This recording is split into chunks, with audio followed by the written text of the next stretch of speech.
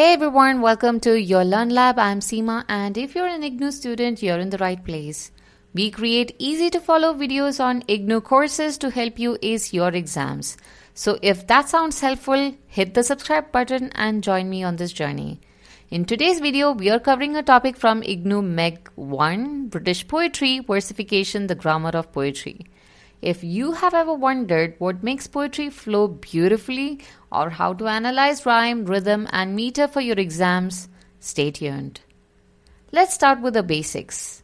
What exactly is versification? Simply put, it's a study of the structure and form of poetry. Things like meter, rhyme, rhythm and stanza patterns. Think of it as the blueprint of a poem. The way poets arrange words and sounds to create music and meaning. Now, you might be wondering, is this actually useful for exams? That's a fair question. While versification may not always appear as a direct question, it does play a key role in how we analyze poetry. Let me give you a few reasons why understanding versification can boost your exam performance. First, it enhances poetic analysis. When you understand meter and rhyme schemes, you can break down a poem's structure and meaning more effectively. Second, it improves the quality of your answers.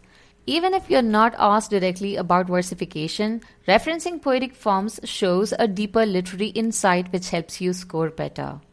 Third, it helps in historical context.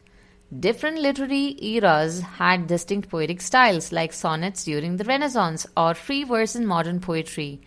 Recognizing these patterns make your analysis richer. And finally, it strengthens your appreciation of style. Poets don't choose their forms randomly. Their structure often reflects their themes. The more you understand that, the better your interpretations will be. So, even if versification isn't directly tested, it helps you write stronger, more insightful answers. Now, to understand versification better, we need to look at an important term. Prosody. Prosody refers to the rhythm, stress, and intonation in poetry. In simple terms, it's what makes a poem sound the way it does. There are three key aspects of prosody. Metrical aspects, which focus on structure and rhythm. Sound patterns, which cover rhyme and phonetic effects. And intonation and expressiveness, which deal with speech features like stress, pitch, and tempo. Let's break these down one by one, starting with metrical aspects. When we talk about metrical aspects, we are referring to the beat and structure of a poem. This includes meter, the pattern of stressed and unstressed syllables, foot, the basic unit of meter like iambs, trochees, and anapest, scansion, the method of marking stresses to analyze rhythm, caesura, a pause within a line often marked by punctuation, enjambment, when a sentence flows past the line break without a pause. Think of meter like the heartbeat of a poem. Without it, a poem might feel scattered or hard to follow. Now that we've covered structure and rhythm, let's move on to sound patterns. If meter is the skeleton of poetry, sound patterns are its melody. These are the phonetic effects poets use to make poetry more musical and engaging. Some key sound patterns include rhyme, the repetition of similar sounds usually at the end of lines. Alliteration, the repetition of initial consonant sounds like Peter Piper picked a peck, and so on. Assonance, the repetition of vowel sounds within words. Consonants, the repetition of consonant sounds at the end of words. Poets use these devices to create rhythm, emphasizing meaning and enhance memorability.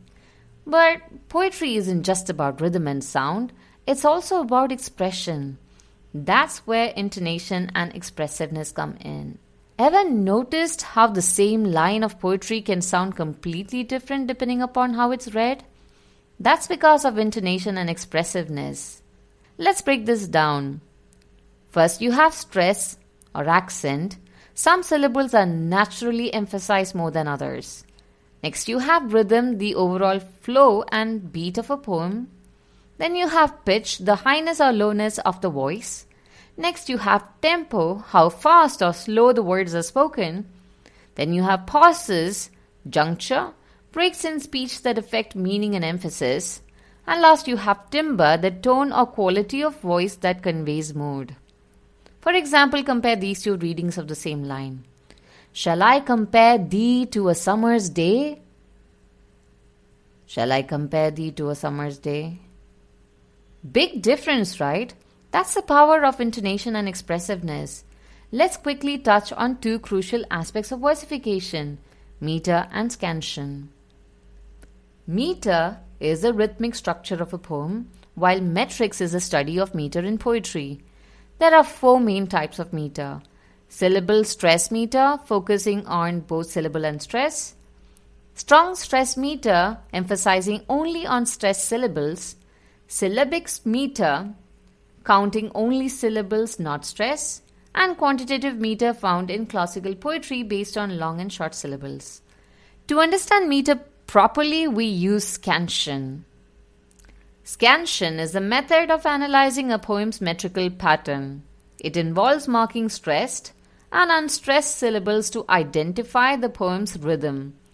For example, let's take this line. Shall I compare thee to a summer's day? It follows iambic pentameter, meaning it has 5 iambs, unstressed, stressed pairs per line. Scansion helps us visually and orally to understand a poem's flow, making it easier to analyze.